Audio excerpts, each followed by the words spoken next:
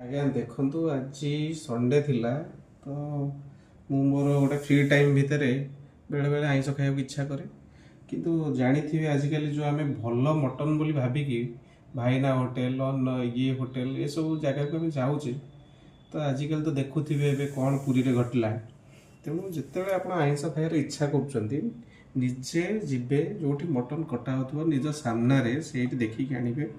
ଆଉ ଘରେ ବି ବହୁତ ଡେଲିସିୟସ୍ ବନିପାରିବ। ଦେଖନ୍ତୁ ଆଜି ସୁମନ କେଉଁ ପ୍ରକାର ବନେଇଛି, ଏକଦମ ଟେକ୍ସଚର ଦେଖନ୍ତୁ ମଟନର, ଆପଣ ଦେଖିଲେ ବି ତ ଇଚ୍ଛା କରିବେ ଖାଇବା ପାଇଁ। ମଟନକୁ ଦେଖନ୍ତୁ ଆଉ ଗ୍ରେଭି ଦେଖନ୍ତୁ, ଏକଦମ ଜିରୋ ଅଏଲରେ ସେ ଆଜି ବନେଇଛି, ଅଏଲ ଜମା ପଡ଼ିନି। ଦେଖିଲେ ଅଏଲ ପଡ଼ିନି କ'ଣ, ଯାହା ଅଏଲ ମଟନର ଅଳ୍ପ ଅଛି ଆଉ ବହୁତ ମାନେ ବହୁତ ଅଳ୍ପ। ବେଶୀ ଅଏଲ ଆମେ ୟୁଜ୍ କରୁନା କାହିଁକିନା ଘରେ ଟିକେ ବେଶୀ ସ୍ପାଇସି କରିବାକୁ ଚାହୁଁନା ଆମେ।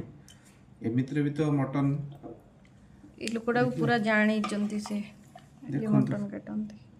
ମଟନର ମଟନ ସହିତ କ'ଣ ଟେକ୍ସଚର, ଖାଉଛ ଦେଖିଦିଅ। ମଟନ ଝୋଳ ଆଉ ବେଶୀ କିଛି ଆମେ ନେଉନୁ ଆଜି। ରାଇସ୍ ଦେଖନ୍ତୁ, ଅନିଅନ୍ ଆଉ ଲେମ୍ବୁ ଟିକେ, ବାସ୍ ମଟନ ଲଙ୍କା ବି ଅଛି। ଲଙ୍କା, ବାସ୍ ଏତିକି ହିଁ ଆଜି। ହଁ, ଆ ସାଙ୍ଗରେ ଆଉ ଗୋଟେ ଜିନିଷ ଆମେ ଆଡ଼୍ କରୁଛୁ ଯେଉଁଟାକି ଆପଣଙ୍କ କୋଲେଷ୍ଟ୍ରୋଲକୁ କମ୍ କରିବ। ଯଦି ସ୍ପାଇସି ଆପଣ ଖାଉଛନ୍ତି ବେଳେବେଳେ ୟାକୁ ରସୁଣ ୟୁଜ୍ କରିବା ଦରକାର, ପୁରା ରସୁଣ କୋଲା ୟାକୁ ବି ଆମେ ଖାଉ। ତ ଆଜି ଦେଖିବେ କ'ଣ ଆପଣଙ୍କୁ ଲାଗୁଛି ଆମର ଟେକ୍ସଚର, କହିବେ। ସ୍ୱାଦ ତ ଆପଣ ଚାଖି ପାରିବେନି, ଆମେ ଆପଣଙ୍କୁ ଦିନେ ଡାକି ଚାଖିବୁ।